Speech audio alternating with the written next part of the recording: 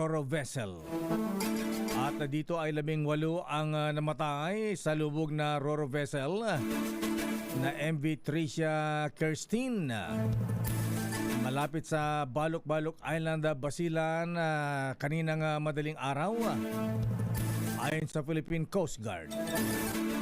Sakay ng barko ang 332 passengers at 27 crew nang mangyari ang aksidente habang bumibiyahe patungong Hulu-Sulu mula sa Zamboanga City.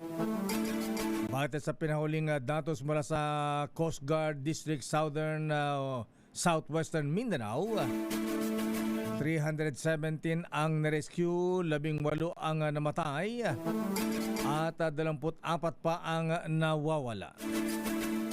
Samantala, nagpapatuloy naman ang search and rescue operations kasama ang militar at lokal na pamahalaan sa Basilan at Sulu.